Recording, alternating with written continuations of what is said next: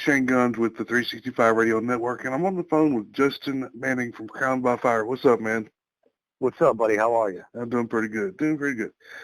So let's, I've followed you guys for a while now. I guess it's about 2012 when I first heard you guys in the release of Prone to Destroy, and heard Witch in the Window and then Tombs of Oblivion.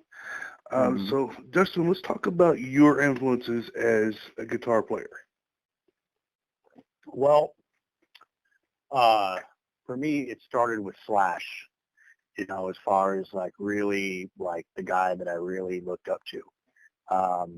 And that was, all that hit right when I was, at the right age. And I saw him, and it was like the combination between his blues playing, his guitar tone, and his image was it just lit me up like a Christmas tree, man. I was just like, whoa, Right. wow, that exists, Right. and it's all history from there, man. I mean, so for me it was Slash, and then of course, I was a little kid, man. I was like 10 or 11, so I didn't have my ear to the ground much other than what was on MTV, Right. and then of course Metallica got real big, and so I was really into that, and that sort of got me more into the metal end of things, and then Sepultura and stuff like that, and then Pantera came, and it was just like I lost it, man. At that point, it was like, oh my God, this is ridiculous, and Right. so that was really what started it, Nowadays, even then, obviously Ozzy and Zach, Right. and stuff like that. But nowadays, I have tons of influences nowadays. I mean, I've matured a lot as a musician, so I'm really into blues and country and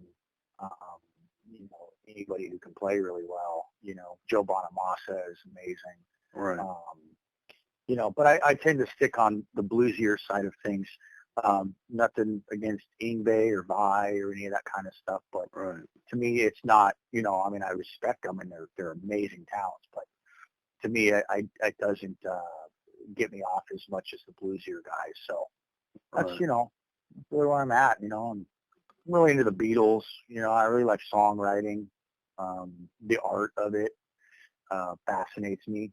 I think nowadays more than guitar shredding. Right.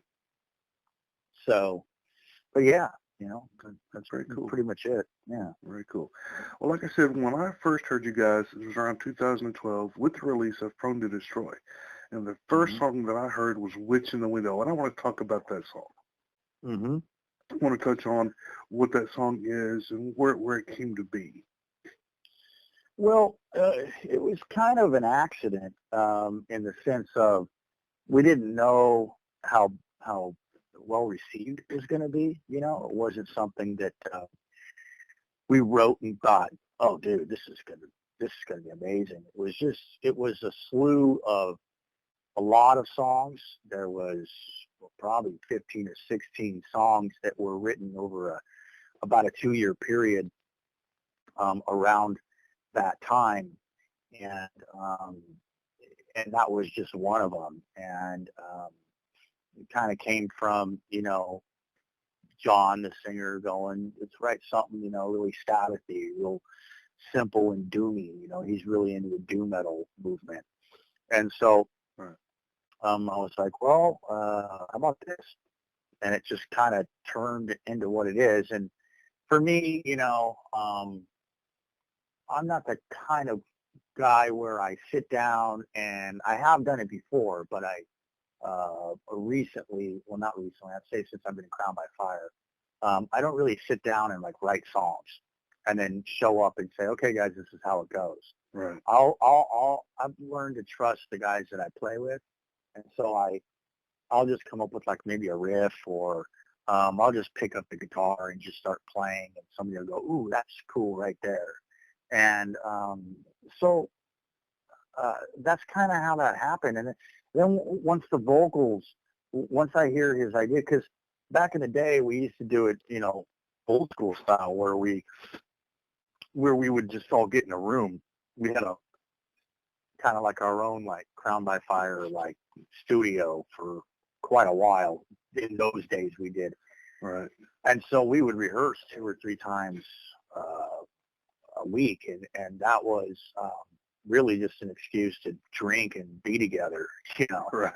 We were all miserable, and like, and so we would just, just jam out riffs and just one after another, after another, after another. And it just nothing was recorded. It was all just by memory, and that's how that song came, just totally organically. And there's something to be said about that. We don't do it like that anymore. Right. Sometimes I would like to, but it's a lot slower of a process. But sometimes you get things that are more organic that way. Right. Exactly. I was going to say it has a different feel to it than a lot of things that are out there right now. Mm-hmm. Being organic, it just has one of those. It has a very tight chemistry to it. It seems like Right. you guys have a very tight chemistry, between yourselves. Yeah. John and I specifically have a very unique thing. And, you get that sometimes, not to compare myself to the greats, but, you get like your Ozzy and Iommi and your Axl and Slash and your Dime and Phil and things like that. And there's a combination thing that happens. It's like a chemical reaction almost. And it really has to do with that. Right. That really is what it has to do with. And that's what I mean by I don't sit around and like write songs and just say this is how it is, because I've learned to like trust them. Right. So I'll just pop out a riff or whatever, and I wait for him to sing something on it. And once he starts singing something on it, the rest of it writes itself. Just it's like a natural thing. And most more accomplished musicians, I won't say all, only because a lot haven't really gotten to the point of even having an album. Right. Right. There's a feat in its own right, but you get to a point where it's kind of like riding a bike. You don't really think about it. You're not struggling. You're not worried about anything. Like you gain this sense of confidence, and it just comes together, and that's how it is, And so people have really liked that song, and they really, they still ask us with our time slots. We're not playing arenas, Right. so our time slots are 45 minutes. We're lucky if it's an hour, Right. and 15. That's a rare occasion. So you want to fit in the newer stuff. And you have tuning issues. That record is in 2 tunings. The newest record is in 2 different tunings than that first record. And then there's so now you're looking at hauling around 4 guitars, and you need to have a tech, and Right. it gets complicated. And so, so we haven't been playing it live as much lately, which might be disappointing to some, but again, you only have so much time, and you gotta pump the new material too. So. Right, exactly. Yeah, you want to get your new stuff out there, but you do have your loyalty, with your old stuff, but it is what it is. So it is what it is. I mean, it's like seeing GNR play, and they don't play, Welcome to the Jungle or Sweet Child of Mine or something like that. It's like the fans are there because they want to hear that tune. It's just in our scenario nowadays with the internet and everything, you're able to have a certain level of success without any of the money. Right, exactly. Yeah, and so that's really money is what it boils down to as far as touring and having big headlining shows. When we do go down and we go down into Texas and things like that, things are built around us a little bit more, and we have a little more freedom. Right. And we can play, 9 or 10 songs, and we'll definitely throw those in.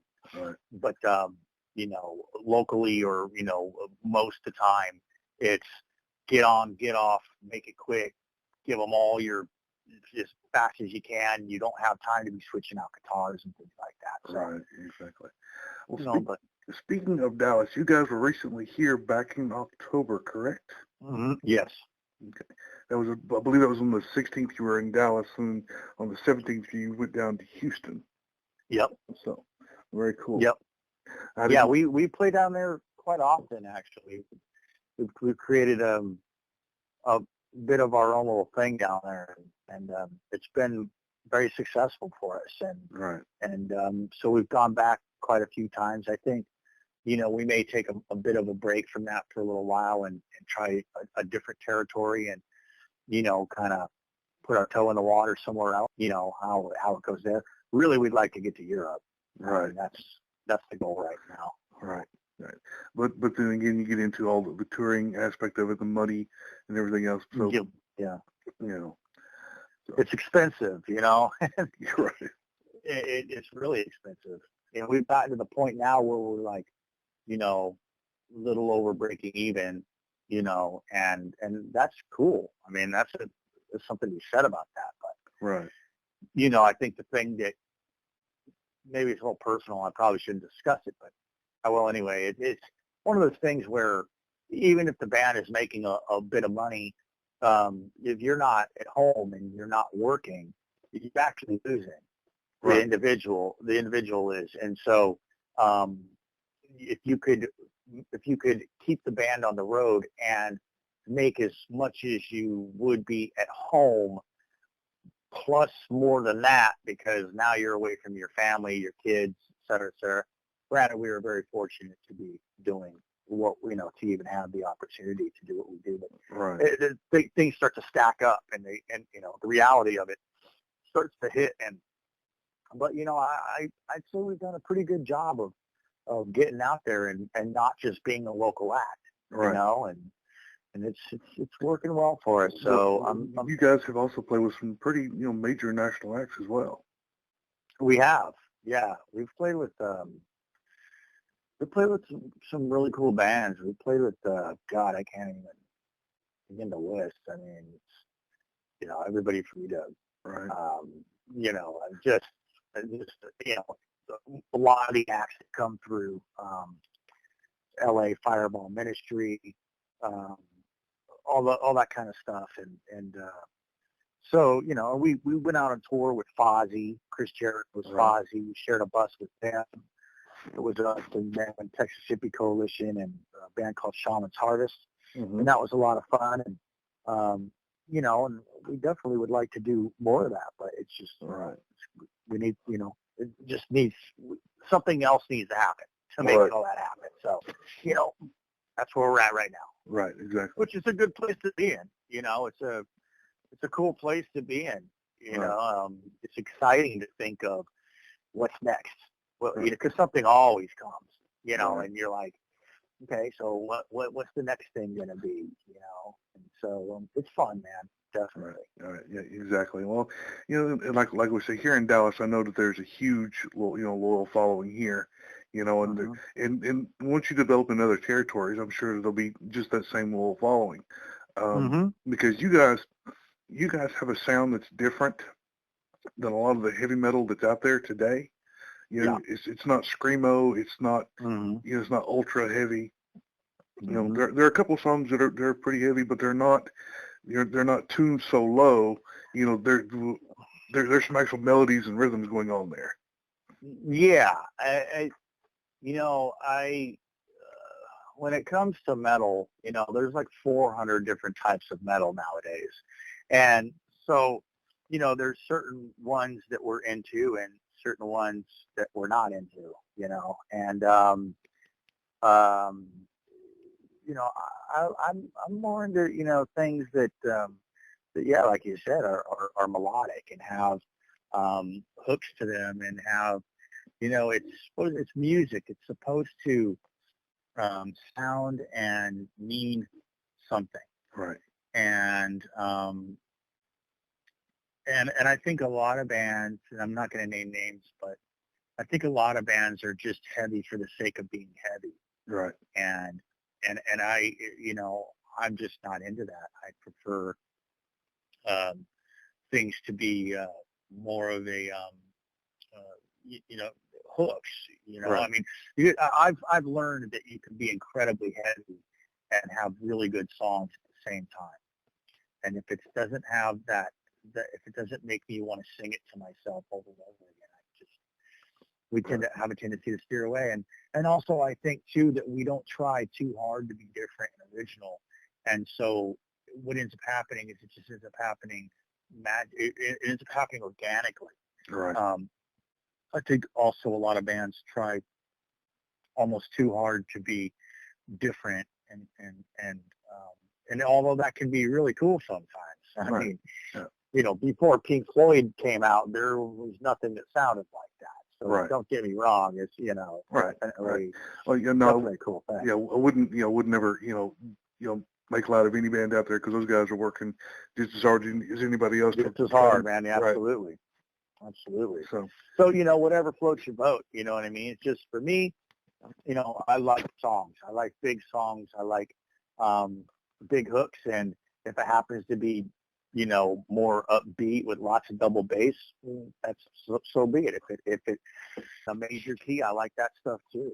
Right. You know what I mean? I'm just a music fan, so. Right. You know. Exactly.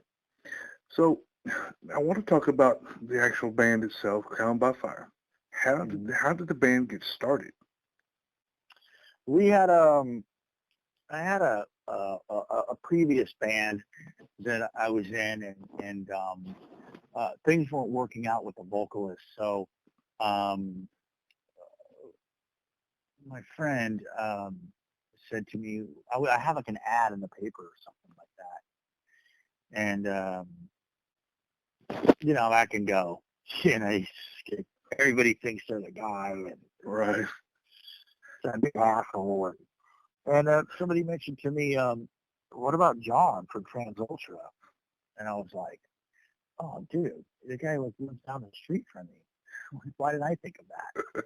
So I hit him up, and he's like, yeah, sure, let's jam. We went down and we jammed, and the first song we ever wrote was "Crowned by Fire," the song. Right. And none of the members that were there at that particular moment are still in the band, other than John and I. Right. And it ended up just kind of becoming his and I thing. Now we have, you know, solid lineup, solid guys. Right. But at that particular moment, that's just how it happened. It was just literally, it was just word of mouth, and I kind of knew him, and I just, you know, and once I started hearing him sing, I was like, whoa, this guy's different. Right. You know, he's not just another wannabe Anselmo. You know what I mean? Like, right. There's so many guys out there that want to do that, you know, and which is great. Right. He's one of the greatest frontmen of all time. But, you know, John comes from a different background. You know, he's really heavily into punk and really heavily into doom metal and really heavily into, you know, everything from Elton John to you know, just, I mean, all over the map, you know. Right. And so I found him very interesting, and then that's how it's worked, and we get along really well. So, you know, we just kind of made a pact early on. It was like, you know, we sort of learned that, like, if you got something good, you got to stick it out. Right. You're not going to get anywhere going from band to band to band to band to band to band to band. Right. Like, some people do.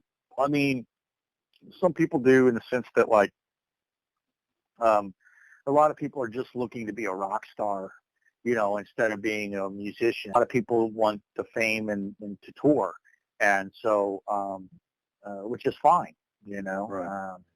Some people make it that way. They're making more money than I am. Right.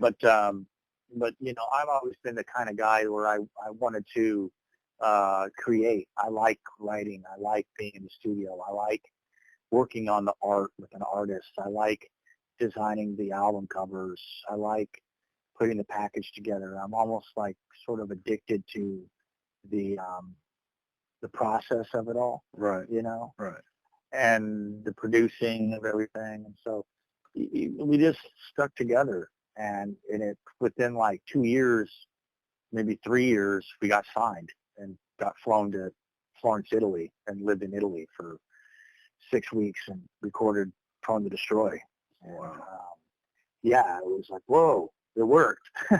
Right. Wow, dude, here we are, like in front of these massive churches and big marble things. We lived in like a villa on a winery, olive oil farm, and it was just like, dude, we made it. Wow.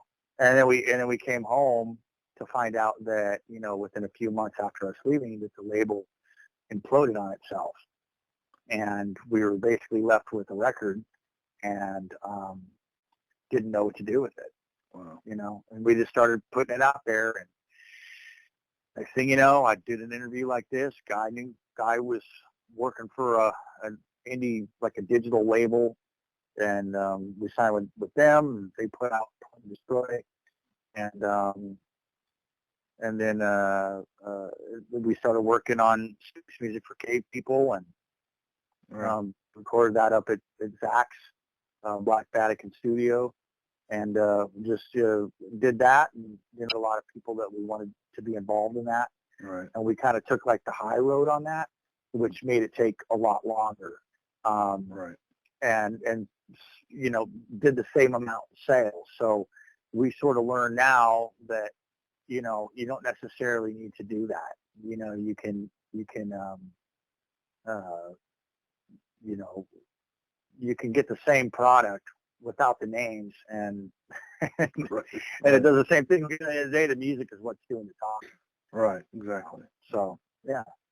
Well, speaking of space music for cave people, that came out last or 2014? I think so. Yeah. Yeah. Well, no, I think it was actually. Yeah, it might have been 2014, late 2014. Yeah. I was going to say, late 2014. Yeah. When I first heard that the self-titled track, that blew my mind. And awesome. Thank you. You're welcome. I've let some of my friends listen to it. Of course, I'm very picky about who I lend my stuff out to, and I let a couple of friends listen to it, and they were just blown away themselves, and they're just like, we've not heard anything like this in a long time. I was like, and you haven't, because this is very different than like we say, like the big heavy stuff that's out there, but it's very different, and the song itself is just over the top. Thank you. Well, it's got a different like pop sensibility to it, yet it's really heavy, kind of like what I've been talking about, Right. And I think that that's something that I've really tried to hone in on, is again the pop sensibility with the heaviness, the brutalness, but all of it wrapped into one package. And again, it seems to me when bands have those good hooks and the big songs, they tend to lack in the heavy department. Right. When a band is really heavy, they tend to lack in the song department. Right. So it's very important for me to try to gather both things and put them together and make one solid unit out of those two things. And I think that I'm glad that my plan worked.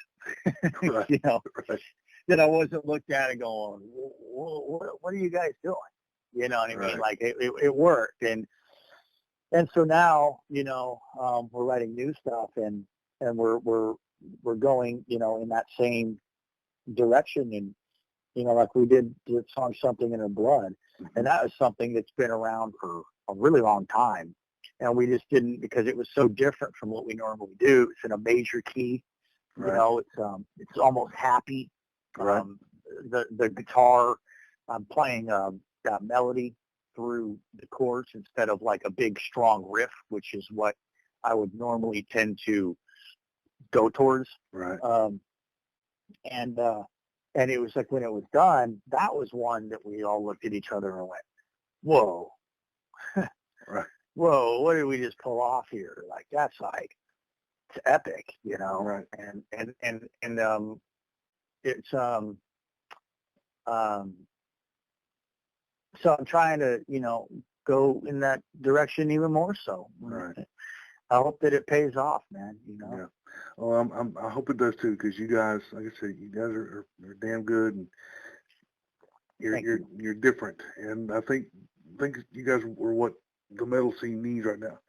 Speaking of Something in Her Blood, there of this Mm-hmm. song that was released, Mm-hmm. I believe last year or Mm-hmm. 2014. Yep. So let's talk about the video. Well, the video was an interesting set of scenarios, just like the Space Music for Cave People video. I have a friend that I grew up with from a very young age, and I hadn't seen him in years. And I was at my neighbor's house, and next thing you know, there he is. You know, and we started chatting, and he's like, "Yeah, man, I work at the movie studios." Because here in LA, there's movie studios everywhere. Like All right. most people work for the studios. Like it's just the way it is around here, right? Right. Right. So even I work in the movie industry. So anyway, they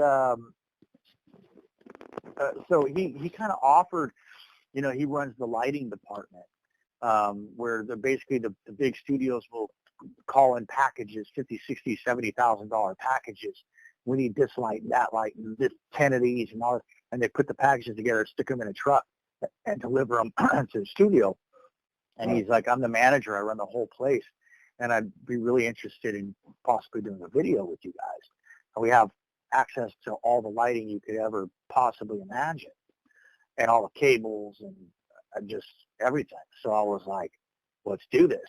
So that's when we shot Space Music for Cave People, and we did that with Matt Zane from Society One, and then I kind of befriended. Well, not kind of. I befriended Robert John, the famous Right. Guns N' Roses photographer. You know, Right. he did a lot of Motorhead stuff. He did almost all the Guns N' Roses stuff you've seen, and he's become a really close friend of ours. Right. And he wanted to do a video, and John wanted to do something more conceptual, and I always steered towards more the performance videos because it's cheaper. You know, you set the band up and you record some cool shots and you do cool lighting and you just theme it a little bit and it looks great. Right. Well, with what's the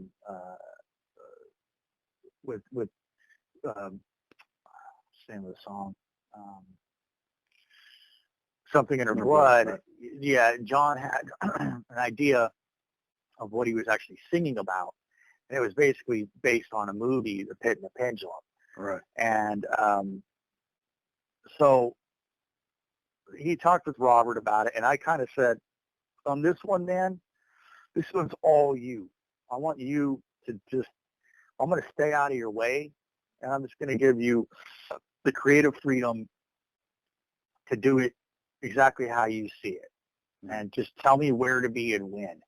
And I'll be there. Usually I'm involved, and I got my hands and everything, you know. Right. Sometimes, you know, when you trust, you know, your partner, you just got to say, "Here, dude, this is," I never even seen the movie. He's into all that stuff, you know. Right. So he made it happen. And we, again, did it with my buddy Brandon at the studio, and they lit it up all crazy. And they the night before, I'm sure everybody's seen a billion times that Geico commercial with Europe in it. Right. Right. Well, they filmed that at the same studio the day before, and the stage, that little stage that they were on, they were gonna throw it away, and it would cost them like $8,000 to make it or something. Wow. My buddy was like, "No, dude, no, I need that for tomorrow." So when we got there for the shoot, he's like, "Check it out. Look what I scored." We're like, "Dude, that's amazing." So that's the same stage as that Geico commercial. Awesome. Cool. And we did it, and we did it with Robert, and we had Cleve Hall, who's the Monster Man on the Sci-Fi show, and you know he's a buddy of ours as well, and we made him the main guy, and the girls and all that stuff, and he created the pendulum and the castle walls and all that stuff. And Wow. yeah, I mean, it was neat to see it all come together. It took a lot longer than it normally would because you got to put all that shit together. You know? Right. Exactly. But yeah, it was definitely cool, man. So, Yeah. so I think we're going to do some more videos. There's some opportunities on the table right now to do some augmented reality, which I'm not even sure what that is. Me either. But yeah, it's some new technology, and you know, I have some friends that are in high places, and they have friends that asked for a band, and so my name got thrown out there, and so that's kind of in the process right now. We'll see if it happens and when. You know, but we'll probably do this new single that we have out. You know, or maybe by the time that happens, we'll have two more. I don't really know. Right. Exactly. Right now, well, since you touched on the new single, we're going to talk about it now. It's called Coffin Handle Dagger. Yeah. Tell me about that. I did not know what a coffin handle dagger was. I was like, what the hell is that, dude? And he sent me a picture. And basically, you know, he used to collect old, like, funeral home pieces. Right. The stands that you sign your name in on, and gurneys and all kinds of wicked stuff. And so anyway, I guess he was looking around. You might have to ask him about this, but he sent me this photo, and you know, they have handles on the side of coffins. Some coffins are really expensive, you know. Some are, you know, have ivory on them, or they used to at least. Anyway, I don't know how you get a handle from a coffin, because I guess you put coffins in the ground. Right. I don't know how you get a handle from a coffin, but it was like this dagger that was made out of the handle from a coffin. And somehow that makes sense. Again, you'd have to ask him. I don't really know. And it was like, okay, again, I just trust him. That's what he says it is. That's what it is. Right. I let him. I don't fight him when it comes to lyrics. I might fight him when it comes to syllables or like little words, or I really like this line. Right. You know, don't get rid of this, or emphasize this like this. I'll help produce it, but when it comes to the words, he's got such a giant imagination, vocabulary for that kind of stuff that, you know, I don't even touch it now. Right. It's like, okay, if that's what it is, that's what it is. I mean, the guy wrote Witch in the Window. Right. You know what I mean? So you don't argue with somebody like that. Right. It's like, that's what it's called. Cool. And basically, I sat down, you know, kind of like the fifth member of the band. Right. He's my producer friend. And I sat down. Every once in a blue moon, I'll go in with him. I'll find when he's got free time. And our way of hanging out is I'll go over to his house and bring my guitar, and we'll sit down and we'll just write. Right. And he always gets mad at me because I show up and he's like, so you got anything? And I'm like, no. And he's like, dude, well, you know, like, because he's the kind of guy that sit around and write 10 songs. Right. You know what I mean? I'm a little more I'm more into like spontaneity. I like to not worry about it until I'm sitting down and the pressure's on me. And I just picked up the guitar and just started playing that main riff, that main verse riff. Right. And we just built on it. And he's got a superior drummer drum program, and he's one of the most phenomenal, amazing drummers you'll ever come across. This guy is a drum wizard. And so we could just program the drums in there, and they sound like a finished mixed record by the time I walk out an hour or two later. Right. So then we just kind of kick it around in an email, and you know, give it a month or whatever, and then we brought John in, and he kind of sang the hook, right, the verse and the hook on it, and it sat around for 6 or 7, 8 months, and we maybe longer, maybe like a year, and I've been pushing to get in there and finish it, and And of course, it took all the way till December to make that happen. Right. Chris was really busy. We were touring. We were doing this, playing this show, that show, rehearsing, blah, blah, blah, blah. And we finally did it. And I, again, just, we surprise ourselves. It's Right. weird, you know, and the public really seems to like it. And I, you know, I wanted to just give it away. I was like, hey man, let's just give this one away. Let's not make them wait another 5 years for us to put a record together and all this money and stuff. I'm like, let's just go in there and just record this song. Let's just give it to them, man. Right. You know, we wanted to do it for New Year's Day, but it wasn't ready yet. And it was supposed to be ready the next day, and there was still some tweaking we had to do to it. Right. So we let it go that night, and yeah, I mean, it's been really well received. Everybody seems to really like it. Well, I know when I first heard it, when I first saw the release, again, I was blown away. I was like, this is one of those songs that you just hang on to, and it's going to become one of those timeless ones that, you know, we're going to be talking about 20 years from now. Right. You know, and so, and I can't wait to get my hands on it because I really want to play it on my show as part of, you know. I'll email it to you, man. Okay, cool. Awesome. Appreciate that. Yeah. So anyway, so let's talk about where we can find Crown by Fire music. I know there's crownbyfire.com. Where else can we find you guys? Well, you can buy our records, which is really important, Right. on www.chromemountainrecords.com. Okay. And, you know, we'd really appreciate it, you know, if you bought physicals, vinyl, any of those sort of things. And there's some goodies that you get in the package with it as well. Cool. Download card, things like that.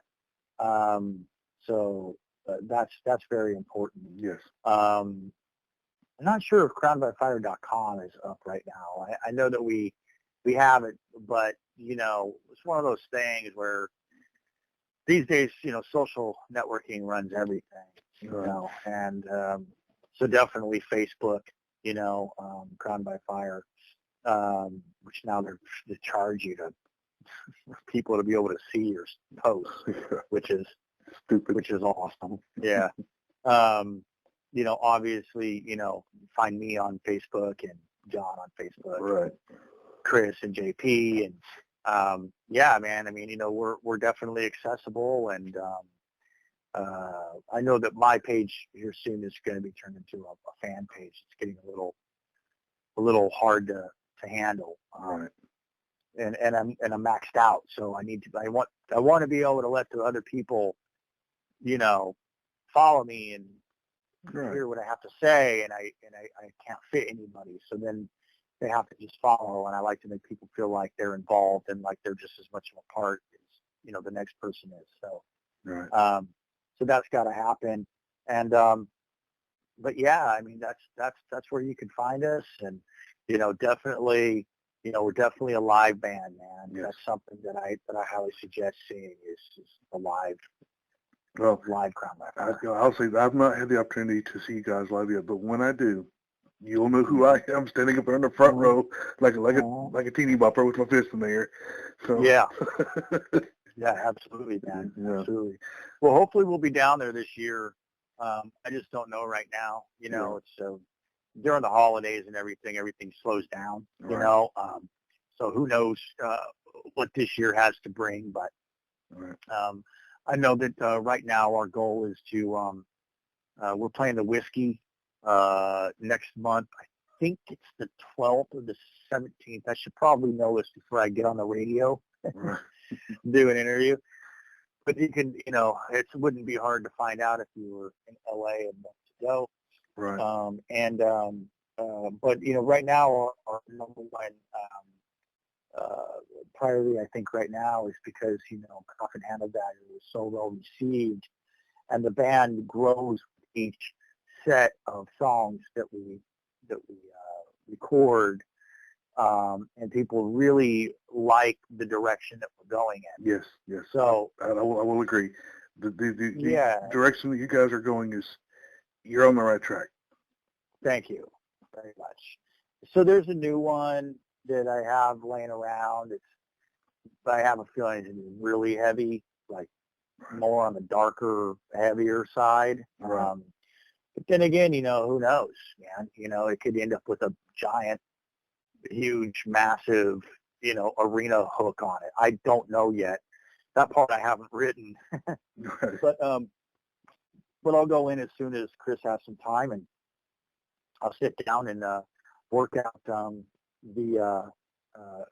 music, and then fire it over to John and get back in there and record some vocals. And once we got that done, we'll release that one too. And Awesome. And just keep doing it. And I'm not sure yet, but I just kind of throwing it around of it being like, a 5 or 6 part thing where we give out a song, every couple of months, and then in the end it all becomes part of one record, Awesome. And Awesome. so it's just an idea. We're not sure if we're going to do that yet or not. Right, exactly. Yeah, I completely understand, because you gotta make your money too off of it. So. Yeah, there's no money in selling records. Right. People don't buy them, and nowadays it's like, I mean, I'm even guilty of it.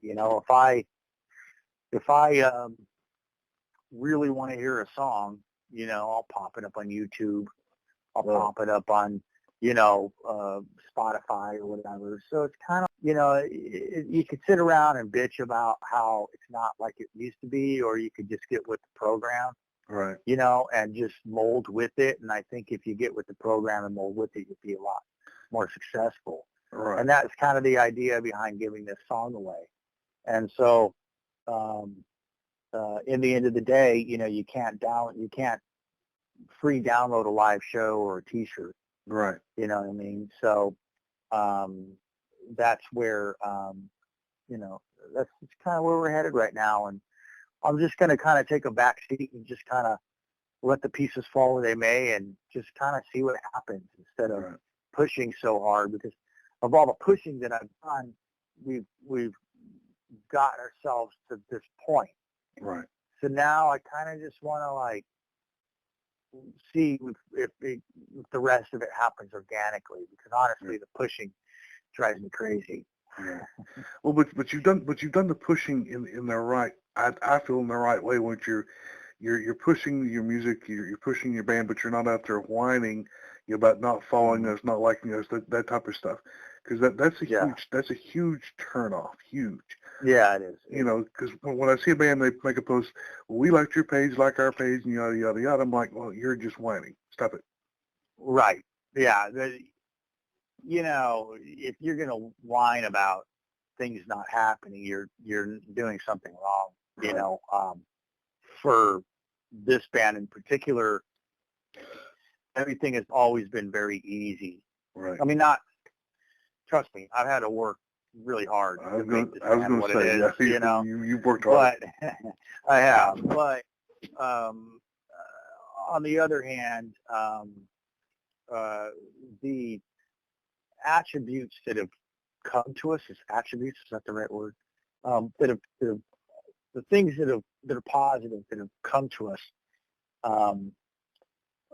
just happened, and I've learned that that it is something that you can't really control. Of course, pushing helps. Sometimes though, pushing and trying to make things just so and just right, they actually piss people off and cause you problems. Right. Even if your intentions are the best. Right. And a lot of times there's no fixing that kind of stuff. Right. So, all you can kind of do is just kind of learn and just keep moving and keep on trucking and just keep the ball rolling. And I definitely think that keeping new music out there keeps you valid. I think that people have short attention spans when it comes to music nowadays. Yes. And dropping 12 songs on them is going to overwhelm them. So sometimes I think what we're doing right now by just releasing a song every couple of months is keeping the plate hot, Right. Hopefully, a big giant label comes along and, just thinks we're as great as you think we are.